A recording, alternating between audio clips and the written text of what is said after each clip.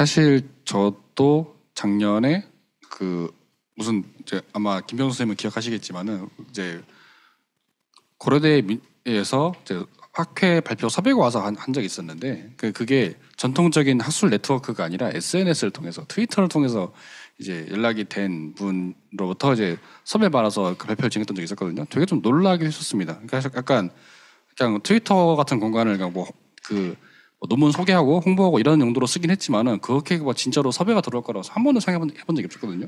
이렇게 뭐 SNS로 섭외가 되는 것은 무슨 그 인디 밴드들이나 하는 건 줄 알았는데 이거를 내가 하네? 이런 약간 이런 느낌이었는데 약간 그러니까 사실 말씀하신 게 저는 되게 특이한 사건 정도로만 기억하고 있었는데 그게 아니라 약간 이제 세대가 갈리면서 학회를 통하지 않은 다른 비학술적인 학술 네트워크라고 해야 되나? 하여튼 그런 걸 사용하려고 하는 사람들이 있는 모양입니다. 좀 여러 가지 생각이 들게 되는데, 그래서 그런 뭐랄까 방금 말씀하셨던 어떤 그 학회를 가면 되게 일만 하게 된다라는 인식이 만들어지게 되었던 어떤 기반 중 하나로서 학회의 어떤 운영 실무와 관련된 사항들을 좀 얘기해 볼까 하는데요.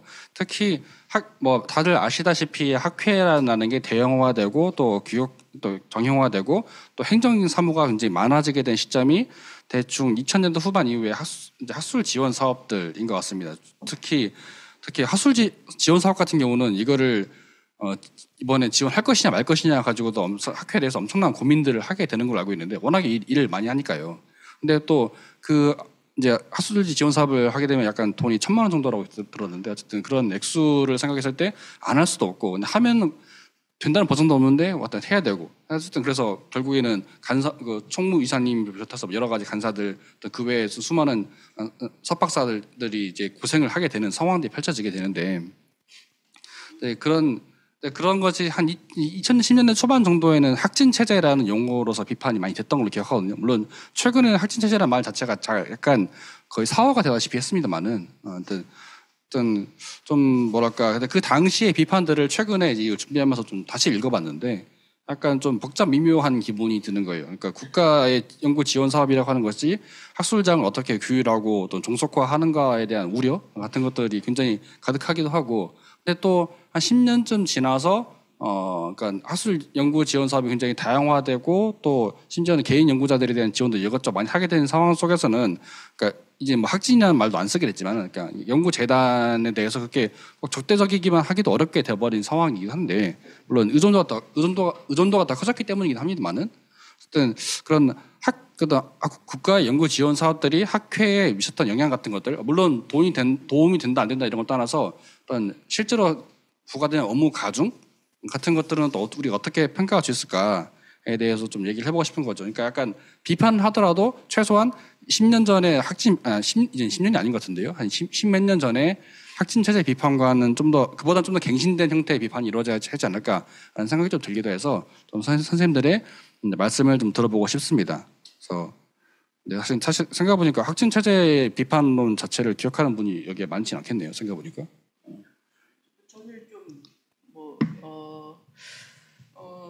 뭐 학진 체제라고 하는 것은 어쨌든 그것이 낳은 뭐 가장 중요한 결과가 있다면 하나는 학술지의 그 등재의 지화. 예전에는 사실 그래서 등재 그 연구재단의 그때는 학술진흥재단이라고 그래갖고 학진이라고 그러고 지금 이제 연구재단으로 한국연구재단으로 바뀌었는데요. 그래서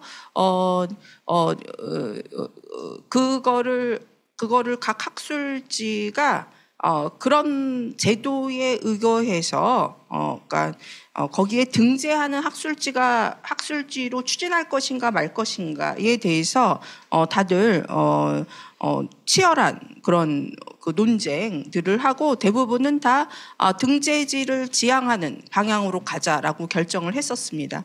그거는 왜 그러냐 하면은 이것이 대학에서 교원을 그 임용하는 그 방식들 그다음에 그게 이제 뭐 다양한 그 대학의 이제 교원들이 또 다양화되었잖아요. 뭐 연구 교수, 뭐 하는 그런 것들과 관계해서 이게 이제 일종의 그 정량화된 그런 평가 방식으로 그 자리 잡은 것 하나와 그다음에 또 연구 프로젝트를 통해서 그 연구들을 그 연구비를 수주해서 개인이건 집단이건 그것들이 본격화되는 방식으로 그러니까 이것이 대학과 개별 연구자 그다음에 학회에 이제 다 학회는 그것이 이제 직간접적으로 좀 관련되어 있었던 그런 상황들 그다음에 이것이 구축되자마자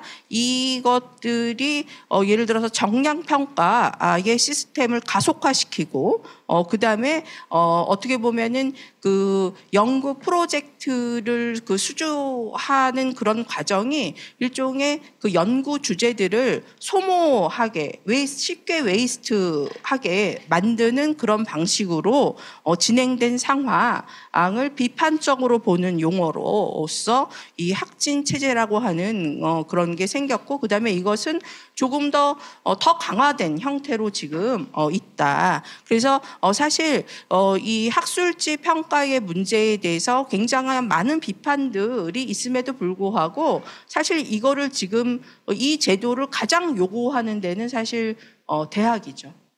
대학 평가를 어떻게 균일한 방식으로 할 것인가 한 연구자에 대한 그런 평가들을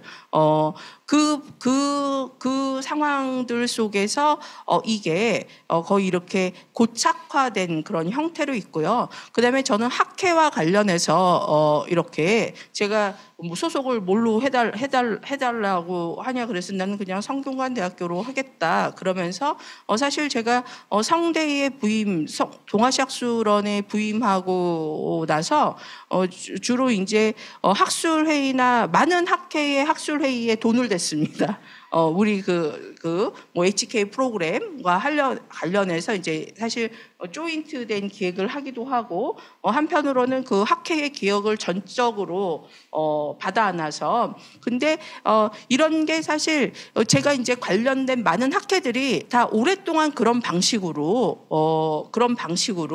학술회의를 개최하고 그다음에 오늘 이 한국 현대 문학자 대회도 몇 개의 그 BK 프로그램이라든가 뭐 이렇게 그런 것들에 이제 뭐 장소의 협찬과 뭐와 이런 건데 근데 이런 과정들 속에서 사실 대학은 갈수록 개방적이지 않게 돼요. 그래서 가령 안티 같은 게 들어올 수도 있어요. 이런 건 같이 조인트 하는 건데 이거를 왜 공짜로 빌려줘야 하냐 이 공간을 왜냐하면 대학의 시설들과 이런 것들이 점차 사유화되고 이 공간을 빌려주는 것에 대한 어떤 것들을 요구하는 방식으로 진행되고 있는 그런 과정들을 느끼게 됐다는 거죠. 근데 이런 과정들은 한편으로는 학회의 재정의 자립도를 약화시키는 과정이기도 했다는 것이죠. 그래서 한편으로는 이 대학의 이 학회의 구조가 굳이 대학 교수 중심일 필요는 없는데 바로 이런 이유들 때문에 대학 교수들이 중요한 직책을 맡게 되고 왜냐하면은 이 학교의 어떤 그 자원들을 활용할 수 있는 그 매개가 되기 쉽게 되기 때문인 것이죠. 그런 점에서 일단은 이 학회가 얼마나 독립적인가, 재정적으로 자립적인가의 문제. 근데 이거는 상호 공조할 수도 있는 문제이지만, 근데 이 어떤 재원과 어떤 이런 공간의 활용과 이런 거를 끌어올 수 있는 것들이 이제 그 학회에 소속되어 있는 그 몇 명의 교수들인 사람들에게 이렇게 맡겨져 있는 상황이라고 하는 게 어떻게 보면 가장 취약한 상황이라고도 생각할 수 있고요. 그다음에 또 하나는 또 하나는 저는 사실 제가 뭐 열심히 재미나게 공부하고 뭐 이랬던 그런 상황들 속에서는 사실 굉장히 그다음에 저는 사실 박사 졸업하고 나서 한 번도 무슨 연구재단의 돈을 받지 않은 적이 없었어요. 근데 그게 이제 다 특정한 연구 주제와 관련돼 있었고, 다행히 그 연구 주제들이 뭔가 이렇게 유행하는 연구 주제들이었던 것도 부인할 수가 없어요. 부인할 수가 없는데, 근데 제가 이제 오늘 와서 어떤 얘기를 할 것인가 생각하면, 사실 많은 학회들이 또 이 유행하는 연구 테마가 무엇인가를 통해서 뭐 기획을 잡고 그러는데, 근데 이런 과정이 제가 이제 돌이켜 생각해 보면 이것들이 어떻게 보면은 주제에 있어서의 연구 다양성들을 조금 훼손시킨 그 부분을 고려하지 못한 일종의 사실 메인스트림을 추구하는 방식이었을 수도 있었겠다라는 생각이 번뜩 나는 거예요. 저는 물론 이제 학생들에게 늘 수업을 할 때 요즘에 트렌드가 무엇인지를 늘 알라고 한 번도 그런 말을 해보지 않은 적이 없는데, 근데 연구란 사실 트렌드만을 따르는 것이 아니라고 할 때 이 학회가, 근데 저는 그런 다양성을 조절할 수 있는 기능이 연구재단의 프로젝트나 그런 데 있는 것이 아니라 어떻게 보면 학회에 있는 것일 수도 있겠다라는 생각이 오늘 오면서 들었었습니다. 그래서 이 학진 체제와 관련된 학회의 어떤 그 이슈들은 재정에, 근데 저는 사실 이제 인문학에 대한 지원이 점차 줄어들고 있잖아요. 근데 이런 것들이 없을 경우 학회는 어떻게 그 독립적이고 자립적인 재정을 유지하면서 때로는 크고 작은 이런 이벤트들을 추진할 수 있을 것인가. 근데 그거는 어떻게 보면은 많은 회비를 낼 수밖에 없습니다.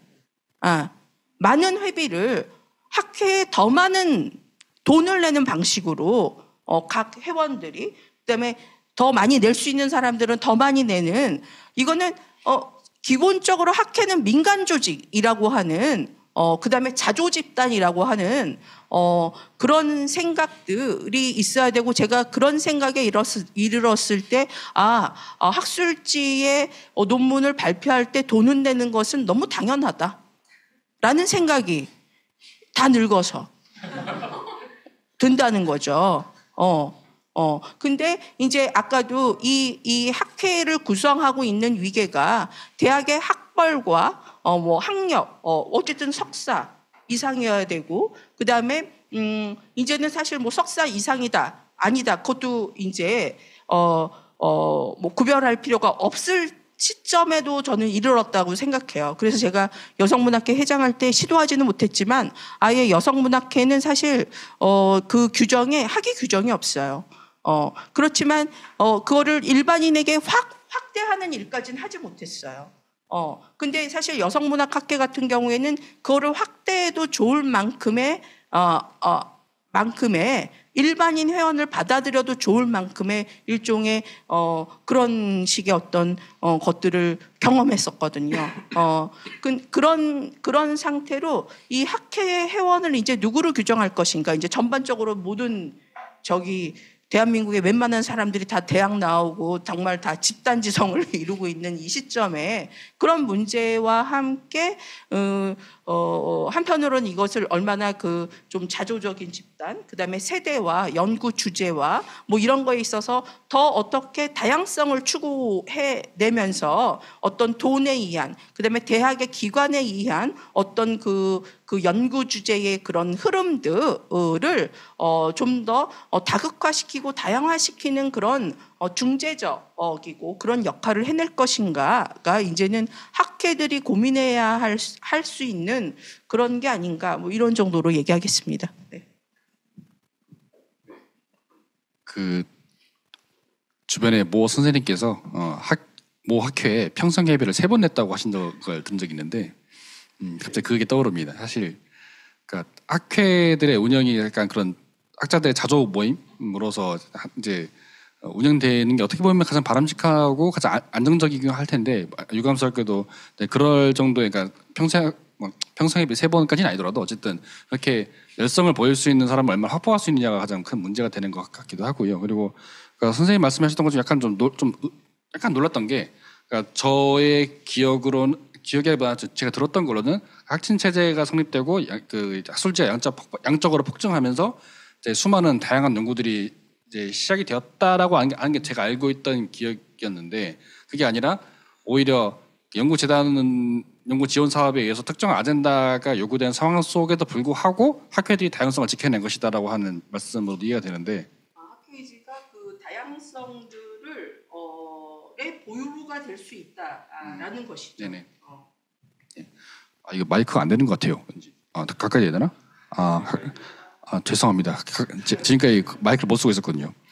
어쨌든 그래서 방금 하셨던 말씀들을 들으면서 또 서혜경 선생님 경험도 생각나게 되는데요. 그러니까 서혜경 선생님이 아마 사실 그러니까 이혜령 선생님을 제외한다면 거의 유일하게 학회 창설, 그러니까 뭐 인문활동조합에 관여하셨던 분도 있긴 하지만 정규적 의미에서 학회라고 하는 걸 창설하는 데 관여하셨던 선생님 같아서 아마 그 당시에 내부에서 고민과 어떤 거기에 초래됐던 재원과 이런 것들을 좀 생각하신 게 있을 텐데 방금 들으시면서 어떤 생각 드셨는지 좀. 예.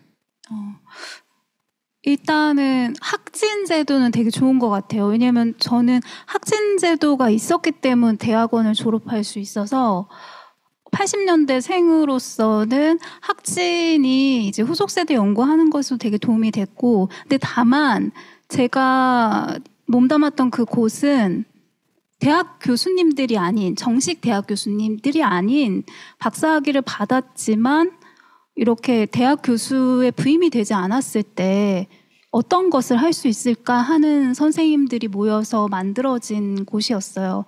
그러다 보니까 학진에서 하는 연구재단에 할 수가 없었어요. 왜냐하면 항상 기금을 받으려면 정식 대학 교수님이어야 하기 때문에. 그래서 저희가 받았던 것들은 오히려 다른 그런 한글박물관이라든가 아니면 국립국어청 도서관의 사업이라든가 이런 것들을 따냈습니다. 그래서 기금은 어떻게 마련했느냐. 일반인들 중에 사실은 아동문학 예술로 이렇게 가서 석사나 박사가 아니더라도 활동가분들도 많이 있고 작가분들도 많이 있고 또 과거에 어떤 활동들을 현장에서 하셨지만 사서분들이나 이런 분들이 이제 정년퇴임을 하게 되면 사실 소속감이 없어지잖아요. 그런데 그런 분들도 더 활동을 할 수 있는 시대이기 때문에 그런 분들이 많이 오셨어요. 그래서 하나의 어떤 문화활동 같이 일반인들을 받았고 이제 그런 분들이 또 정년퇴임한 교수님들도 있었고 그런 분들이 모여가지고 열린 공간이 되다 보니까 이제 기금을 내시고 그리고 나서 그렇게 학회가 운영이 되었고 법인연구소가 되다 보니까 법인연구소를 하려면 통장에 얼마간의 돈이 들어있어야 한다고 해요. 그래서 사실 기금이 회비가 이루어지는 것들이 상당히 중요했습니다. 그런 것들이 있었어요. 네. 혼덕권 선생님께서도 아마 인문활동적 관련해서 하실 말씀 있지 않을까요? 네, 저기 인문활동조합보다도 좀 얘기를 하고 싶은데 사실 오늘 이 질문을 미리 받고 저는 좀 슬프다는 생각이 들었어요. 지금 대한민국 R&D 예산이 한 30조 되거든요. 근데 그 중에 인문사회학에 투여되는 게 3천억입니다. 예, 정말 1%도 안 되는 그런 돈을 가지고 저희가 아둥바둥 하고 있는데 지금 이번에 과학기술계 R&D 예산 축소돼가지고 난리 났잖아요. 그게 한 6조 정도 준 거거든요. 예, 그러니까 사실 전 학진 체제 나쁘지 않았다고 말씀하셨는데 저도 어느 정도 공감하는 게 사실 그 말씀하신 그런 특수한 어떤 학문 분야도 있지만 대부분의 학회들은 저는 이미 어떤 정부의 재정이 없으면은 유지될 수 없는 상황. 물론 이제 그것들을 뭐 동폐합하고 조정해야 된다는 건 다른 문제고. 사실 그렇다면은 좀 더 필요한 거는 오히려 더 많은 지원들을 이끌어내고 더 많은 예산을 따내고 그런 요구들을 하는 게 더 중요하지 않을까라는 생각이 들거든요.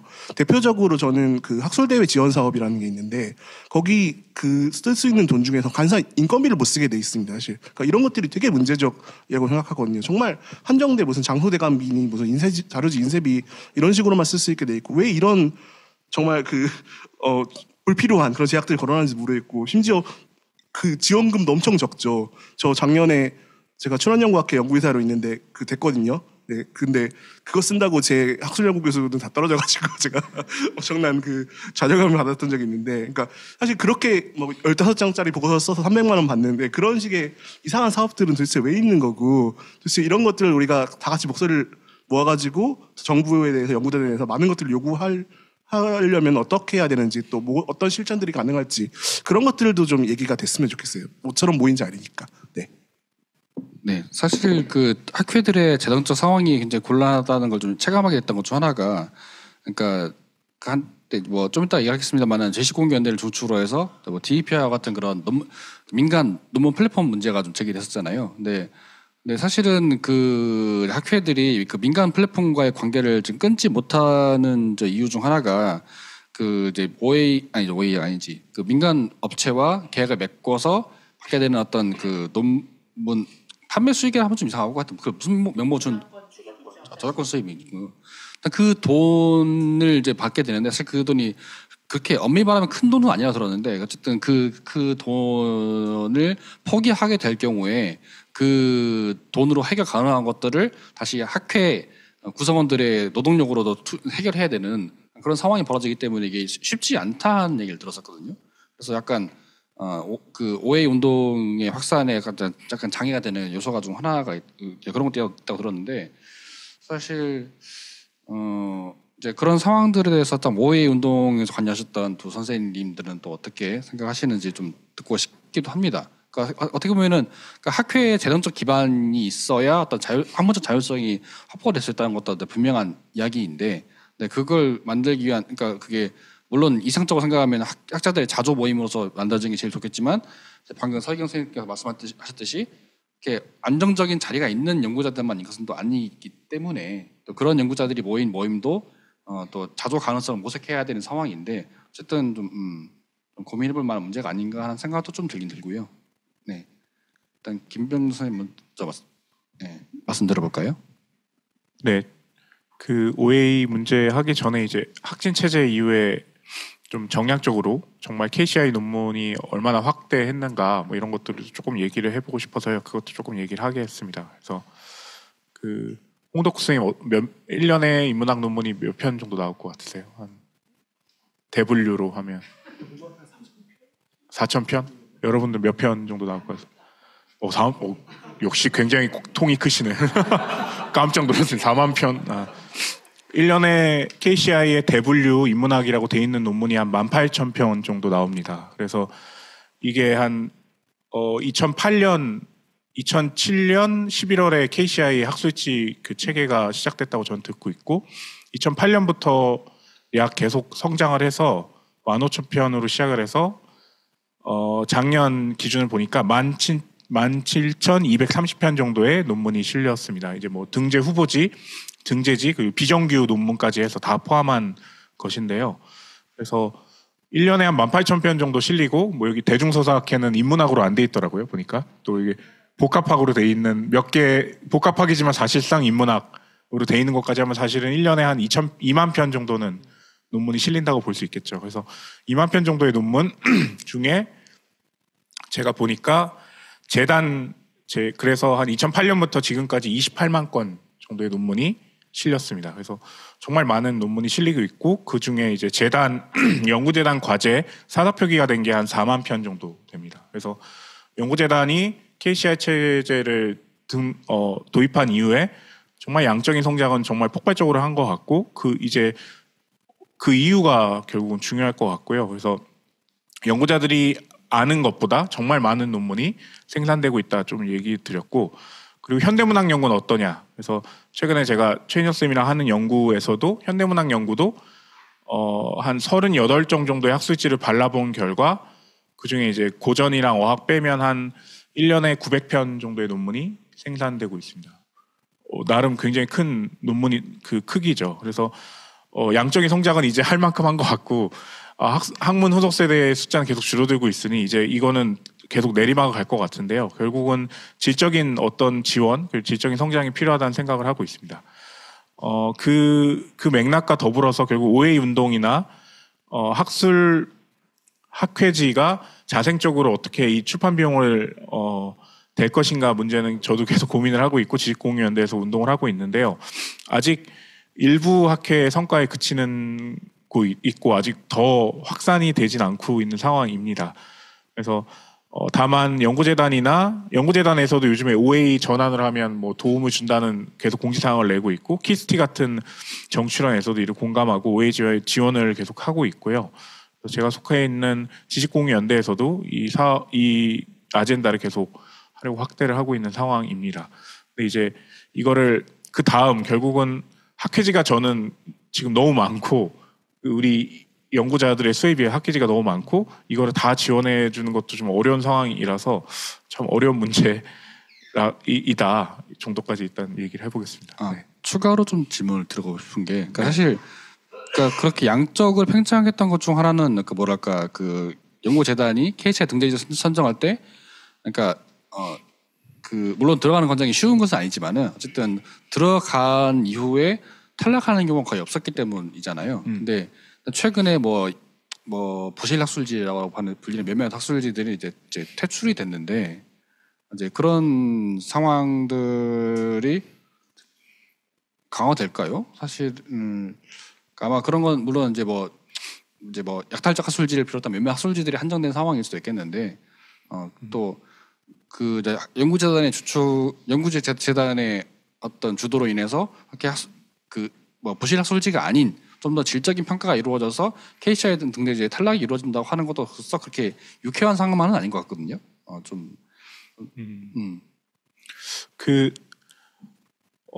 모르겠어요. 제가 데이터로 살펴본 결과는 인문학 논문은 이제 더 이상 이 18,000편을 대충 그 선으로 두고 더 이상 확장은 안 하고 있거든요. 이제 이게 거의 끝물처럼 2021년, 2019년, 20년까지 계속 이제 근데 이거를 계속 숫자를 유지를 하고 있어요. 그래서 이상하게 2015년에 19,000편 이 정도로 굉장히 크게 있다가 이제 이 숫자를 계속 유지를 하고 있어서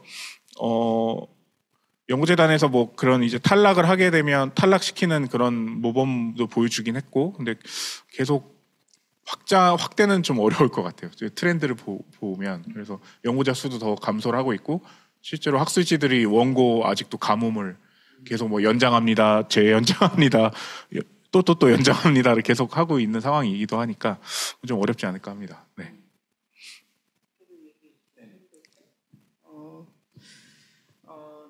저는 학회나 저는 양적 평가의 방식, 정량화된 그런 평가의 어떤 방식이나 이렇게 논문을 이렇게 그렇게 평가하는 그런 방식들이 문제가 있지만 많은 것이 문제인가 그렇게 생각합니다. 학술지나 학회나 많은 것이 문제인가. 학회 하나하나를 다 살펴본다면은 그 학회가 결성된 어떤 사정들과 그 처음에 이 학회를 만들고자 했었던 그 발생의 동기들과 그런 것들은 다 있습니다. 그것의 유효성이 떨어졌다면은 그 학회가 자진 해체하면 되는 거죠. 근데 그렇지 않은 상황 속에서 학회가 많다느니, 학술지가 너무 많다느니, 이런 것이 문제인가? 저는 그런 건 문제가 아니라고 생각해요. 그래서 무슨 학회의 통폐합을 유도한다라든가 무슨 학술지가 뭐 통폐합 된다라든가 저는 이 통폐합 발상에는 너무너무 반대합니다. 사실 그런 거야말로 뭔가 그 다양성을 해치는 그다음에 그것이 근근이라도 유지될 수 있는 토대를 확보하는 것이 저는 더 중요한 거라고 생각을 하고요. 그다음에 이 기본적인 토대를 강화하는 것이 저는 좀 더 학회 개별의 학회나 그다음에 제도적인 차원에서나 그렇습니다. 그다음에 사실 학술지 그 평가 같은 것들을 실제로 해본다면 학회 하나하나가 다 너무나 정성 들여서 그거를 쓰고 있어요. 그다음에 이렇게 그것들을 이렇게 들여다보면 참 학회들이 다양하고 특히 어떤 지역적 그 기반을 둔 그런 학회들은 사실 새로운 어떤 지적 세계들을 보여주고 있는 곳도 많습니다. 근데 우리가 사실 이게 지금 서울의 그 종로구의 성균관대학교에서 벌어지고 있는데 성균관대학교에서 이 회의를 하고 있는데 제가 생각할 때 이것이 전반적인 흐름이 어떻게 될 것인가에 대해서 고민을 할 때는 좀 더 많은 생각을 해봐야 할 필요가 있는 것 같아요. 제가 생각할 때는요. 그래서 저는 많은 학회들이 건강하게라는 표현이 그렇지만 그래도 큰 어떤 무슨 뭐가 없다면 많은 학회들이 있는 것은 난립이 아니다. 그것만큼의 요구에 의해서 사실 설립된 것이다. 그런 걸로. 그다음에 학술지도 사실 마찬가지라고 생각합니다. 그것이 많은 것이 뭐가 문제인가? 그렇습니다. 네, 일단 그런 거 하나와 그다음에 이제 이 OA는 제가 이제 한국 여성문학학회를 하면서 저는 그 OA를 하면서 OA를 시도해 보면서 편집 간사와 총무 간사가 무슨 일을 하는가를 해득하게 됐어요. 그리고 이 내는 과정, 학술지에 자신의 논문이 한 편 실리게 되는 과정에 대해서 알게 되었습니다. 사실 모든 학회원들이 그 과정을 알아야 된다라고 생각합니다. 그래서 사실 OA는 더 레디컬하게 이루어질 수로 이 논문의 생산 과정에 얼마나 많은 수고로움이 들어가게 되는지를 그 회원들이 공유할 때 이거 사실 그렇기 때문에 공공재라고 하는 것 같습니다. 어떻게 보면 논문이 그런 것들을 그다음에 접근성들을 확장시키는 그런 걸로 이해될 때 그 학회의 구성원들이 이 학회가 하는 일들이 어떤 일인지를 더 잘 이해하고 그런 과정 속에서 저는 이 OA의 추진이 있어야 된다라고 생각하는데 그러기에는 좀 역부족인 면이 있습니다. 네. 혹시 서희경 선생님 관련된 말씀 더 하실 게 있을까요? 네. 시간이 많이 소요돼가지고 짧게만 얘기할게요. 편집간사로 일을 하면서 그 과정을 지켜보면서 상당히 인정사정 없이 심사가 이루어진다는 걸 알게 됐어요. 제가 깜짝 놀랐던 건 정말 촉망받고 막 하시는 중견 연구자님께서 이런 점수를 한 게 있었어요. 3명의 심사위원이 심사를 하는데 그래서 그걸 보면서 이게 인정으로 하는 곳이 절대 아니고 우리나라 국내 학술지도 되게 열심히 이루어진다라고 생각했는데 제가 느낀 건 문제점은 이게 편집위원들이 이름만 걸쳐놓고 있는 게 문제라고 생각해요. 편집위원들이 이름만 걸쳐놓고 사실은 이게 명예이직은 아닌데 편집을 하지 않는 거 그리고 간사와 편집장님과 그 학회 연구소장님이 일을 다 한다라는 게 문제인 것 같아요. 만약에 편집위원들이 각각 소규모의 출판사처럼 작은 일이라도 다 맡아서 일을 한다면 실무직으로 다 전환이 돼서 일을 한다면 사실은 간사가 도망가거나 그런 일은 없을 것 같다는 생각이 듭니다. 간사가 도망. 예. 그 사실은 이제 이용현 선생님도 아까 비슷한 말씀하셨지만은, 그러니까 약간 그 실무 부담이라고 하는 것이 엄청나게 큰 영향을, 그러니까 뭐랄까 학회에 대한 인식에 엄청나게 큰 영향을 주잖아요. 사실 그래서 물론 주변에 학회 간사를 해본 사람이 많지는 않다라고 하셨는데 대체 그 전설들은 어떤 얘기가 있는가? 그래서 실제로 그 실무 부담이라고 하는 것이 어떻게 느껴지고 있는가에 대해서 좀 간접적인 증언을 좀 해주시면. 이게 용어를 조금 더 엄밀하게 하는 게 맞을 것 같아요. 그러니까 저희가 얘기한 건 노동에 대한 부담은 아니거든요. 왜냐하면 텍스트릭 같은 경우는 그 실무 부담이라는 거를 넘어설 정도로 다 착취당하는 사람들이에요. 저희들은 자발적인 회비로 운영되는 공동체인데 어떤 방식이냐면 저희들이 학회나 또는 다른 여러 가지 그 기획 관련된 것들을 받으면 거기서 발표를 하고 또는 저희들은 이제 자체적으로 도메인을 회비로 만들어 가지고 서버를 운영하면서 홈페이지에 무료로 원고를 공개를 하면 그걸 보고 도서관이나 이런 여러 곳에서 강연을 해달라는 요청이 오는 경우가 많았습니다. 그럼 저희는 장르가 SF, 로맨스, 무협, 판타지 뭐 다양한 정도로 묶여 있으니까 저희들이 한 8주 정도 강연 기획으로 가요. 그래서 각자가 강연을 다 하고 그때 받은 강연료의 퍼센테이지를 나눠가지고 다시금 회비를 넣어서 서버를 유지하고 이런 걸 한 2년 정도 했었기 때문에 인문학협동조합에서 말하는 그런 노동조합의 형태나 협동조합의 형태에 더 가까운 방식이다 보니 누군가 일을 안 하고 일을 한다가 아니라 모두가 다 같이 일을 할 수밖에 없는 구조였거든요. 자기는 원고료를 받지 못하는 원고를 무료로 공개하는 것들이 굉장히 선행되어야 됐고 강연 같은 걸 하더라도 사실 기획 단위로 들어오는 강연료들 뻔하거든요. 2시간 정도 강연하면 20만 원, 30만 원 정도인데 저희들이 회비를 보통 한 20% 정도를 떼니까 받아들이는 돈은 적고 그런데 저희들이 그럼에도 불구하고 나갔던 것들은 이런 노동을 했을 때 나 자신이 하고 싶었던 기획이나 또는 그것들에 대한 다른 방식의 돈이나 이런 것들이 아닌 리워드들을 받고 있다라고 하는 그런 어떤 만족감이라던가 여러 가지 그 구조 자체가 돌아가고 있다라는 건전함이었는데 말씀하셨던 많은 노동들에 대해서는 내가 하는 거 이상의 과도한 노동을 부여를 받는다던가 또는 돈에 대한 여러 가지라던가 그런 구조 자체가 없는 부분들 때문이었거든요.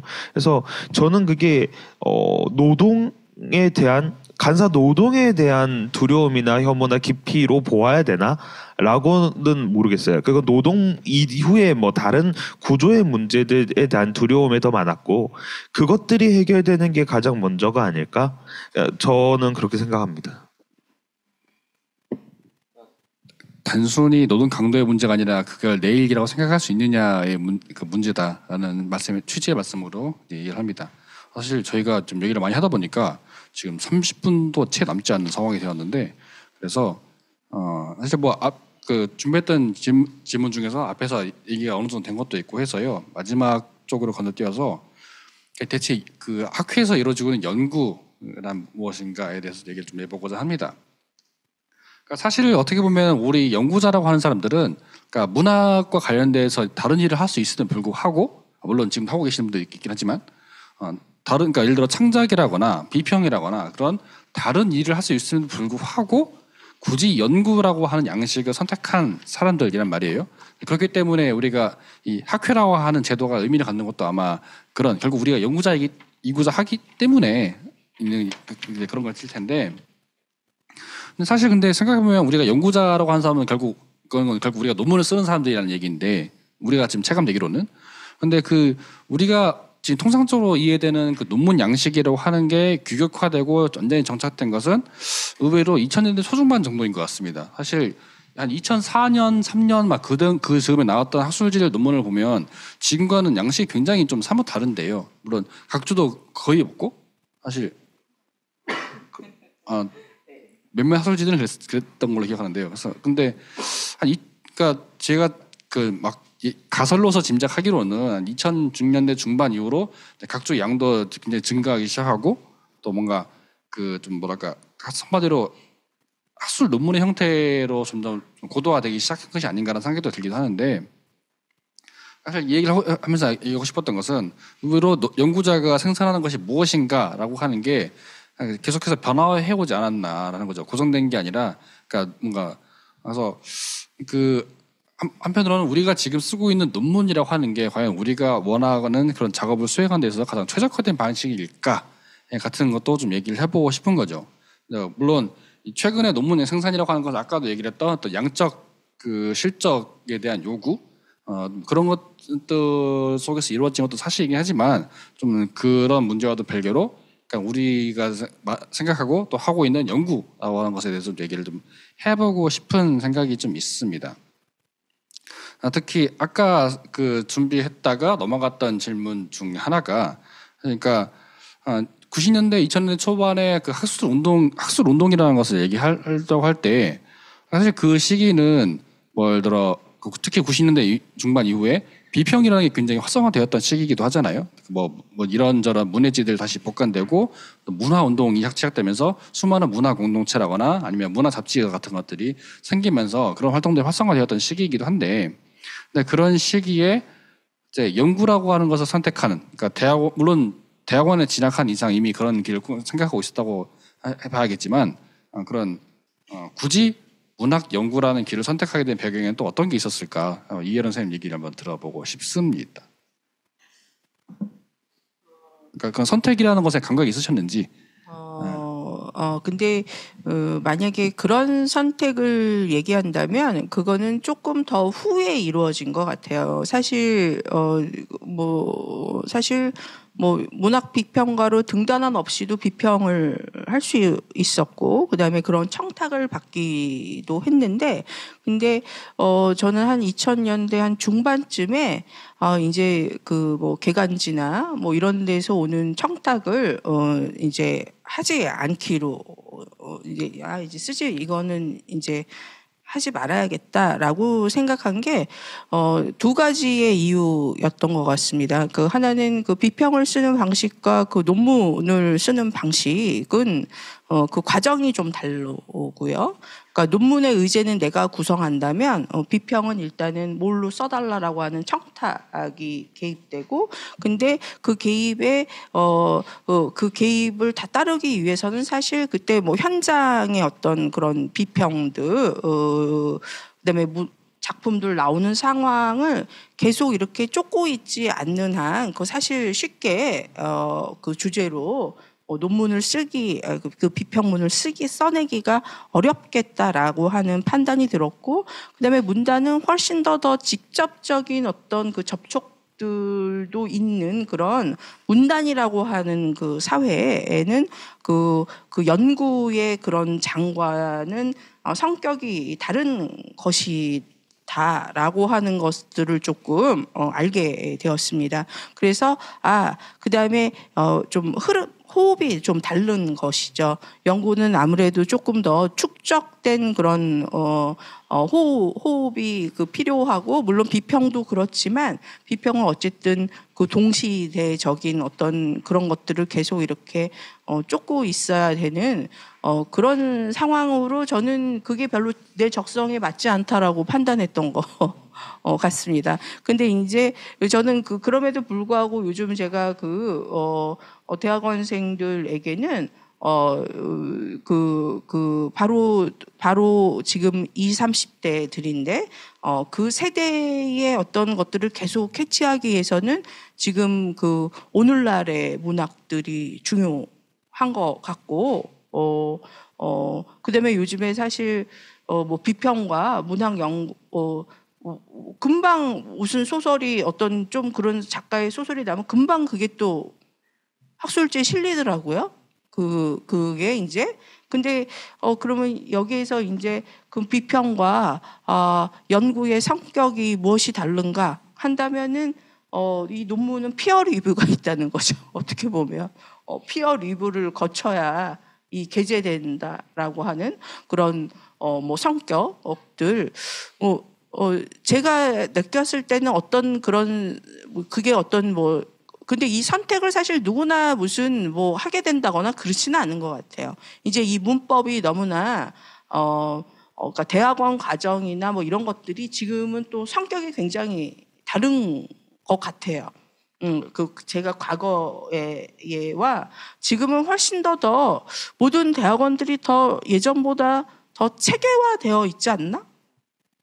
그래요. 사실 저희는 무슨 이렇게 되면 은사님들께 큰 누가 되겠지만 뭐 선생님들께서 지도해 주신 그런 길이 별로 없었기 때문에 이런저런 것 속에서 그 어떤 그런 이걸 할 것인가 말 것인가의 같은 것들이 근데 그것도 너무 강한 것은 아닌 것 같아요. 그래서 무슨 왜 이 연구에 그거를 택했는가를 말하는 것은 좀 힘든 것 같아요. 그렇지만 이제 박사학위 논문을 쓴다는 것은 뭐 박사가 되어 보신 분들은 다 아시죠? 그렇죠? 그 이후에 어떤 어떤 과제들이 주어지는가 그런 과정을 저도 똑같이 경험했다라고 생각합니다. 네.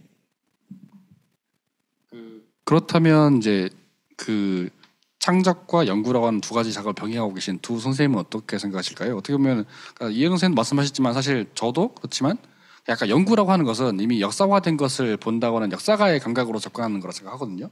근데 사실 물론 최근 와서는 말씀하셨듯이 정말 최근 작품들도 이제 연구의 대상이 되고 있어서 약간 전 적응이 잘 안 되는기도 하는데 어쨌든 두 선생님들께서는 그런 최근의 문학을 연구하는 분도 있고 또 아니면 그 창작자로서 활동하시는 분도 있는데 그 이격이라고 할까? 어떤 현재적인 것에 관여한다는 것과 역사적인 것에 관여한다는 것의 그 이격을 어떻게 좀 취급하고 계시는지 스스로가 좀 궁금하기도 합니다.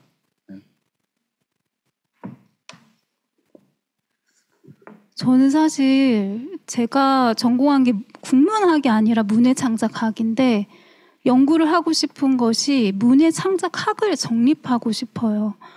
근데 사실 지금 쓰는 게 국문학과 무슨 차이가 있는가 아무도 알려주지 않았고 문해창작학과 교수님도 알려주지 않았기 때문에 그것을 문해창작학회가 있긴 하지만 그것을 해나가야 하는 일이라고 생각하는데 사실은 제가 작가로서 성공을 했다면 베스트셀러 작가가 되고 그랬다면 연구하지 않았을 것 같아요.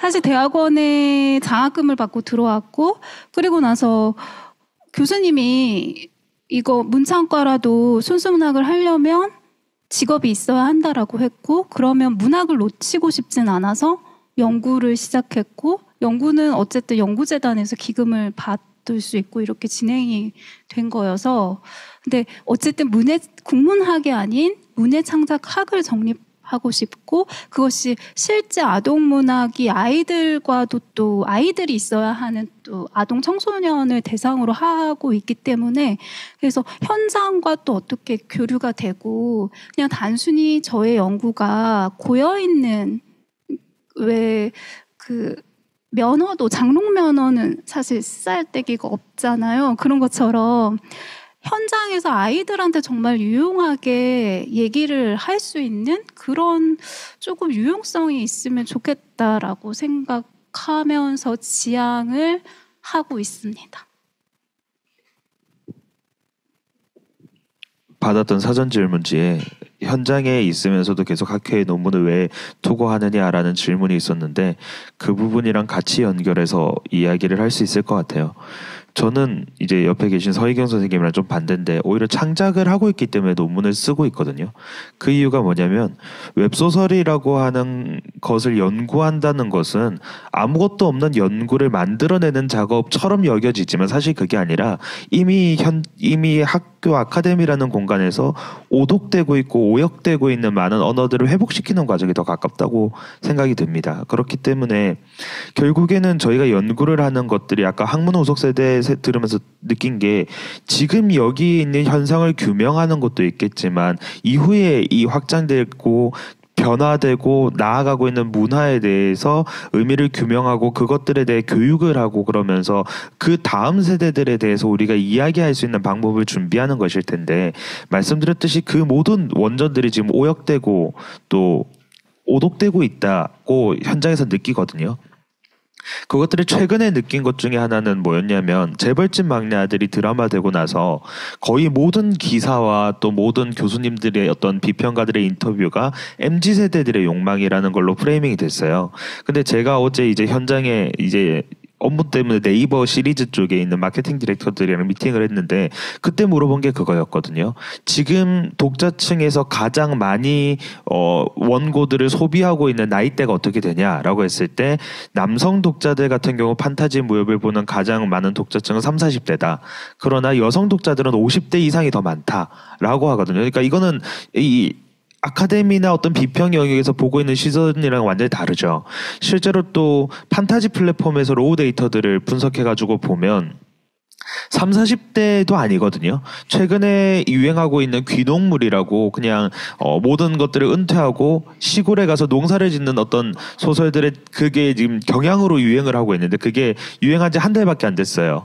근데 한두 달 정도밖에 안 됐는데 조금 데이터들을 보면은 거기서 제일 지표가 높은 건 40대들이에요. 10대는 8%, 7%밖에 안 되거든요. 9%도 안 되고 막 그러니까 10% 미만의 수치 거의 모든 인기 소설들이 지금 그렇게 되고 있어요. 그러니까 이런 모든 것들이 현장의 이야기들이나 창작을 하고 있는 사람들이 방향성으로 보고 있는 지향점이라던가 느끼고 있는 감각이 아카데미에서 얘기하는 많은 단편들과 정리되는 이론들과 유격이 너무 큰 거죠.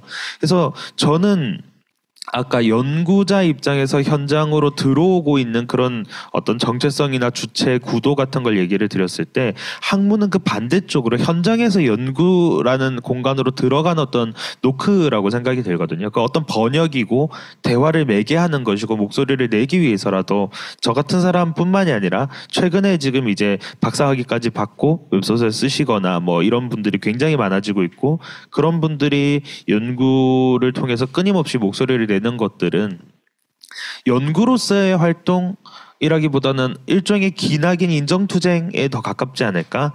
그리고 이런 것들의 작업들이 다 완성되었을 때 어떤 전환이 한 번 더 올 것 같긴 해요. 다른 방식으로 이제 연구에 대한 모든 언어들이 준비되었으니까 이제 대화를 시작하겠죠. 아직까지는 대화를 위한 언어들이 만들어져 있지 않은 상태라고 생각이 들어서 그 과정들의 작업들을 하면서 그 대화를 더 양쪽의 얘기를 결국은 계속 들어야 되기 때문에 현장의 창작도 놓지 못하고 더 적극적으로 하려고 하는 것 같습니다. 그 선생님의 발표 논문을 보니까 처음에는 무슨 전자출판 이런 학회에서 발표하셨지만 그 후에는 점점 그러니까 본격적으로 서사를 다루는 학회들에 투구를 하셨더라고요. 관련된 학술대회에서도 발표를 많이 하시고 실제로 그런 걸 하시면서 약간 피드백이라고 할까? 반응이랄까? 그 원하셨던 그런 반응을 얻으셨는지 아직 준비 중이라 생각하시는지?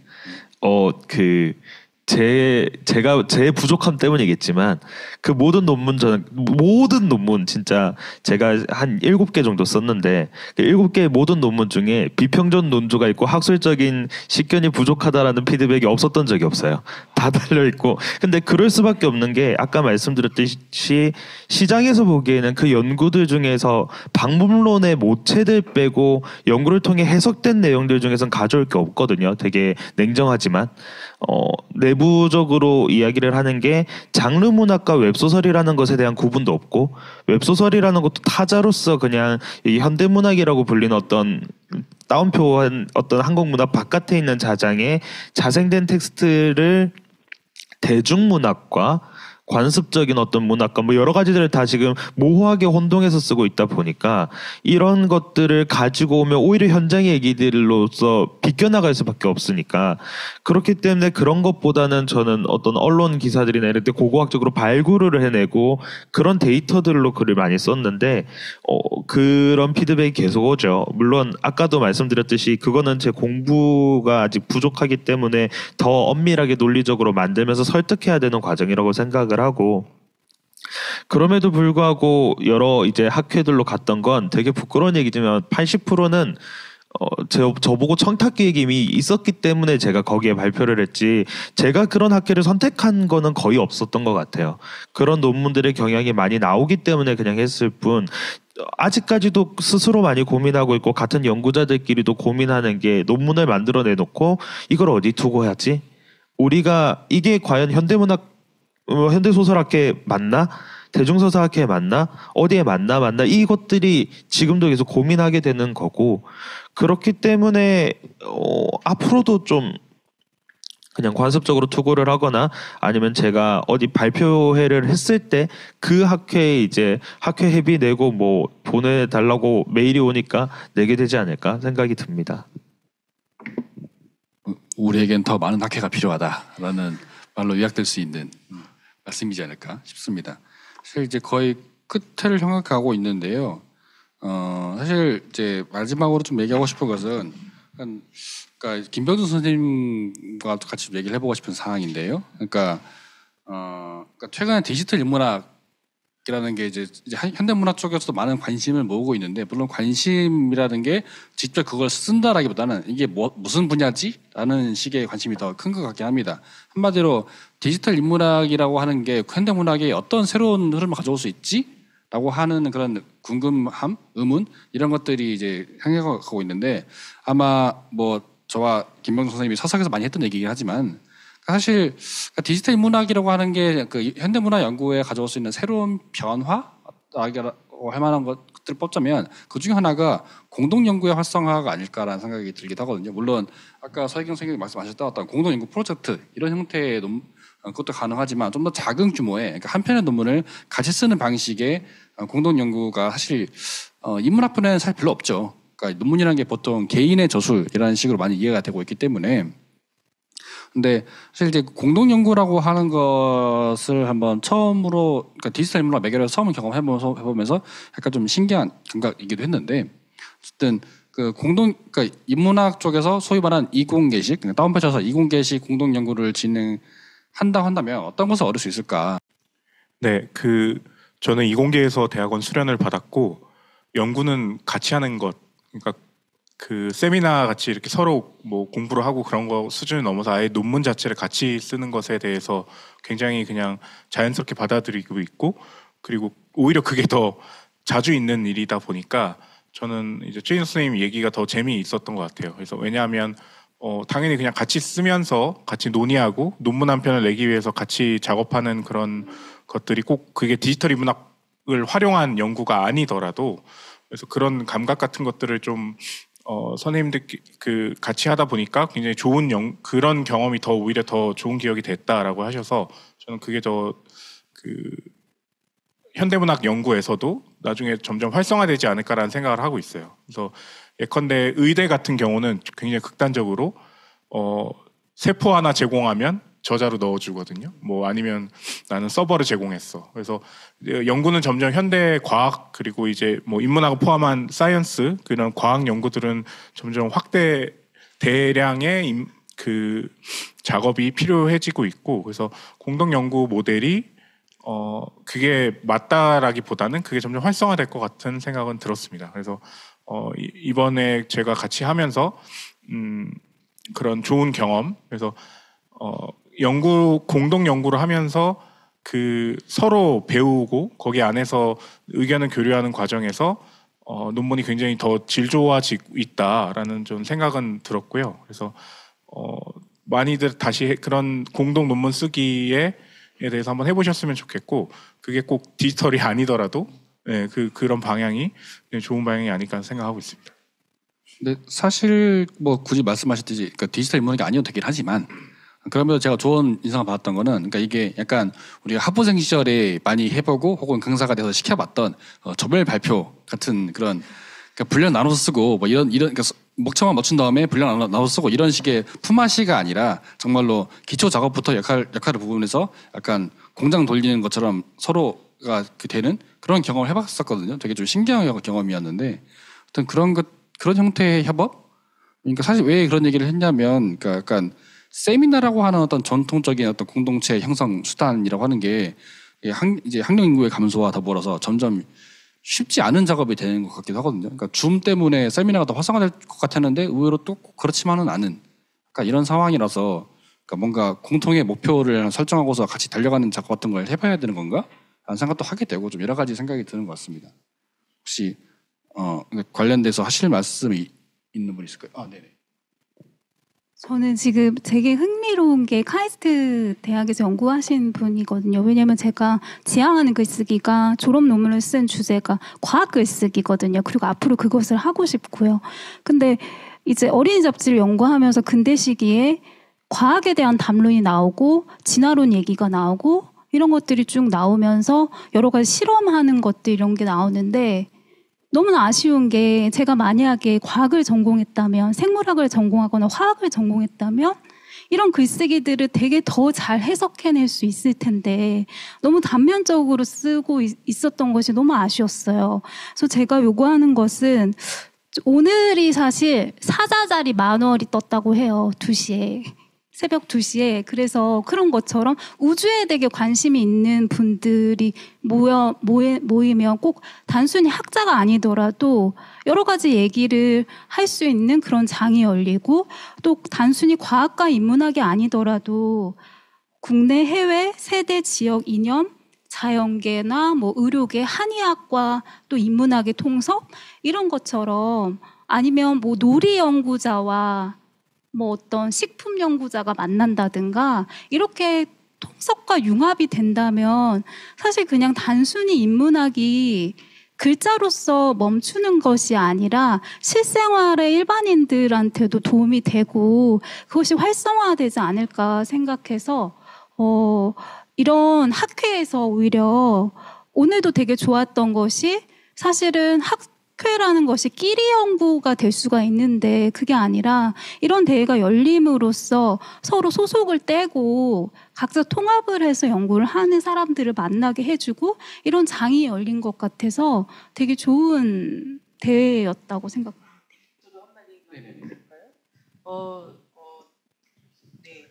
저는 사실 우리가 뭐 개별의 저자 이름을 달고 있지만 사실 무슨 연구사 검토를 잘하라는 둥 막 이런 식의 어떤 그런 코멘트들은 그거를 형식적인 것으로 받아들이지 않는다라고 한다면 이 인문학이야말로 사실 많은 저자들의 밑바탕 위에서 이루어지는 것이라고 생각하고요.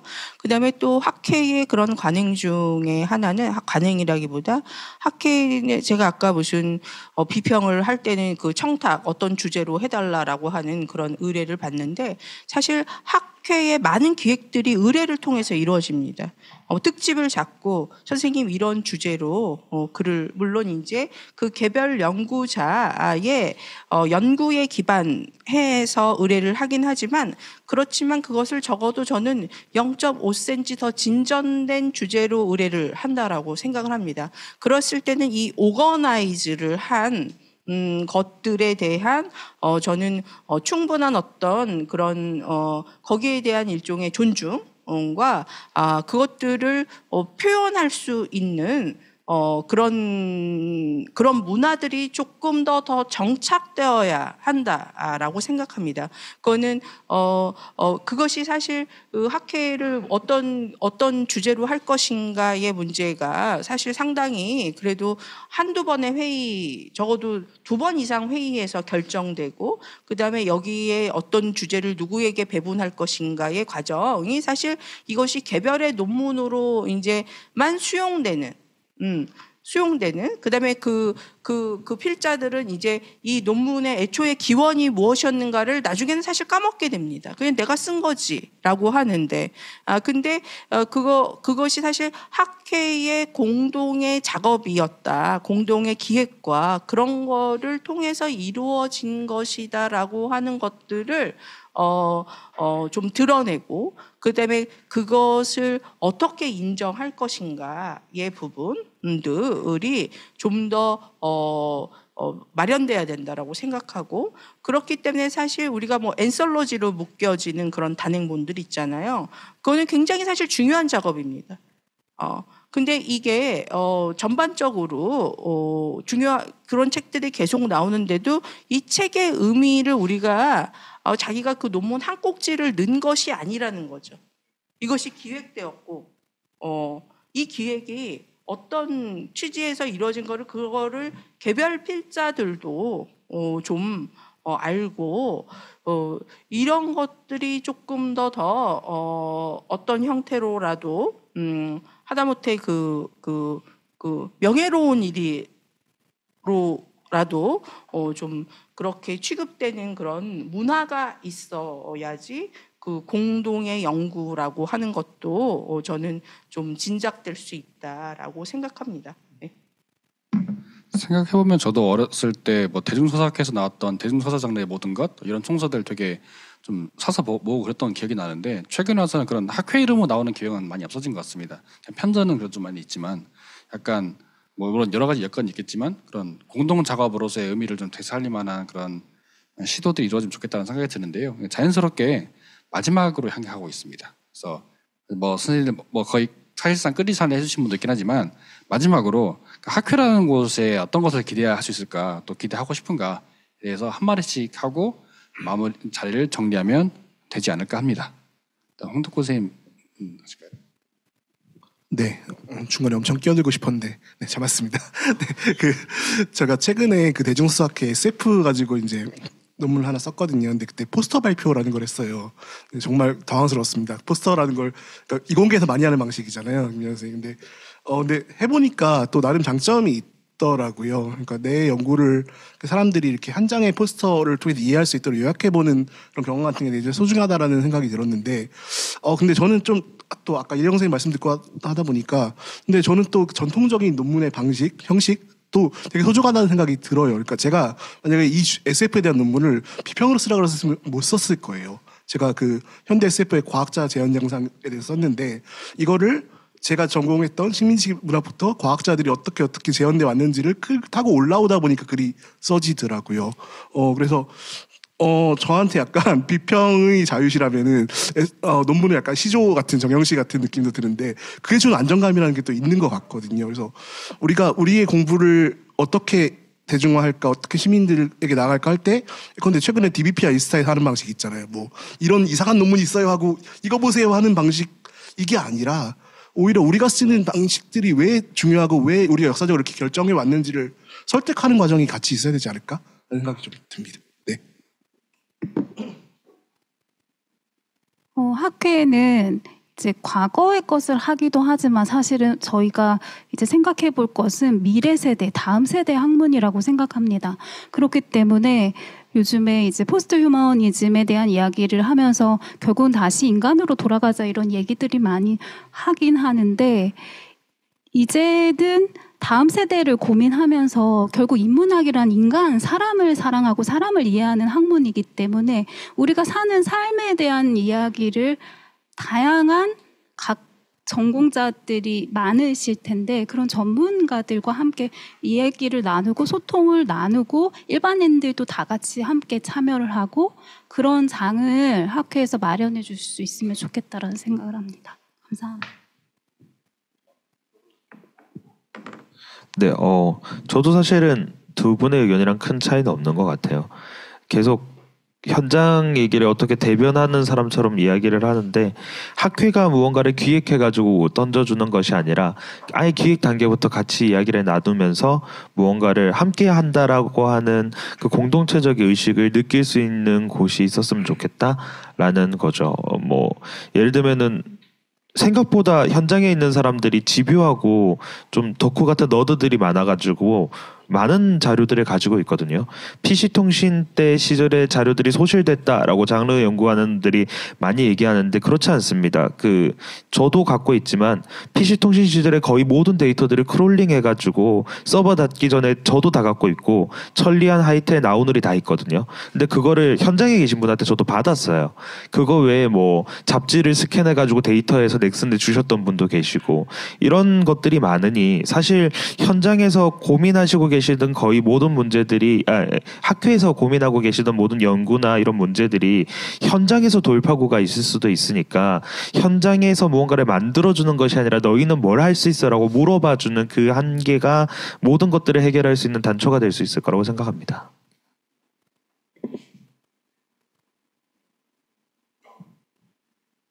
짧게 그 데이터 연구자, 디지털 인문학 연구자로서 방금 이용희 선생님 얘기 들으니까 갑자기 번뜩 생각이 났는데 학회가 일종의 그 데이터를 공유하고 그 연구 데이터 같이 이제 향유하고 그 거기 안에서 이제 논문 양식이 아니라 데이터라는 양식 안으로 들어와서 그 연구자들에게 같이 제공해주는 혹은 그 허브 역할을 하면 굉장히 좋겠다는 생각을 했고요. 그리고 그 세미나 양식이 이제 다른 뭐 제가 방금 말했듯이 이제 논문 저자로서 혹은 이제 세미나로서의 그런 공동 연구 혹은 같이 공부하는 것들에 계속 학회가 계속 중요한 역할을 했으면 합니다. 네. 저는 아까 충분히 얘기되지 못했던 것 중에 하나가 간사 학교에서 일은 어떻게 이루어지는가의 문제는 좀 중요한 문제로 간주되어야 될 것 같고요. 그다음에 저는 예전부터 제안한 바 있지만 별로 실현될 가능성이 있을까라고 하는데 저는 교수들이 간사할 수 있어야 된다고 생각합니다. 네, 뭐 사실 그 일을 다 할 수 있는 일입니다. 뭐 엑셀만 조금 할 줄 알면, 엑셀 못해도 다 손으로 계산하면 되는 일이고, 그래서 저는 사실 이 수직적 구조가 좀 그런 차원에서는 뒤집어져야. 근데 제가 한번 내가 편집간사 한다 그러면 시켜줄까 그랬더니 안 시켜줄 거라는 거예요. 왜냐하면 옥상옥이 될 가능성도 있다고. 근데 이것이 옥상옥이 될 수 있는 가능성이 있는 그 상황 자체를 깨부셔야 된다라고 생각을 합니다. 다 할 수 있는 일이고 그런 차원에서 학계의 문화는 무슨 뭐 연구로서 뭐 존중을 받고 그런 것들은 있을 수 있겠지만 일에 있어서는 좀 평등을 좀 지향하는 방식으로 해야지. 근데 뭐 그런 경우에는 어떤 그런 그 문제들이 좀 많이 해결될 수 있고, 그 다음에 또 하나는 더 전격적인 걸로는 적어도 간사에게 충분한 그런 거를 임금이라고 할 수도 없고, 뭐 사실 그렇지만 하지만 명백한 일입니다. 명백한 일인데 그 일에 대한 보수를 충분히 지급할 수 있을 정도로 학회는 회비를 걷어야 됩니다. 학회는 회비를 걷어야 됩니다. 왜 이 사람이 논문 내고 실리고 그렇게 하는 이 일에 사실 일대 다의 구조잖아요.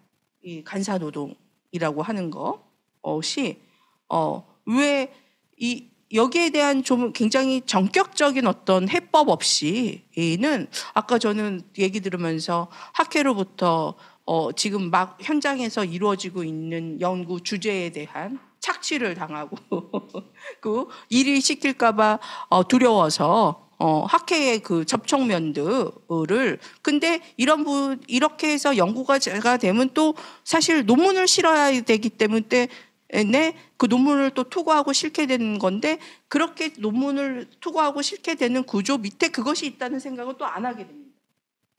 그래서 저는 이 부분에 대한 좀 굉장히 전폭적으로 사고를 바꿔야지. 그래서 사실 더 많은 자원들을 투입할 수 있어야 된다라고 생각을 합니다.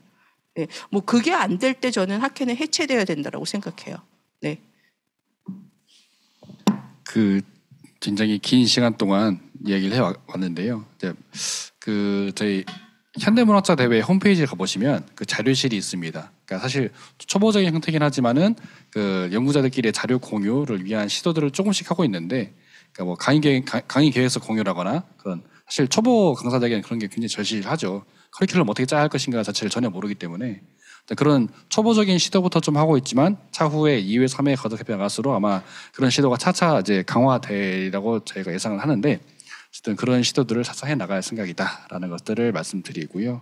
또 정말 긴 시간 동안 이제 우리 학회의 현황들에 대해서 검토하고 앞으로 나아가게 할 길들에 대해서 많은 이야기 나눴습니다. 일단 5 선생님들께 감사드리고 같이 자리해 주신 청중 선생님들 그리고 비대면으로 참여해 주신 선생님들께 깊은 감사드립니다. 이것으로 학회란 무엇인가 저담회 마치도록 하겠습니다.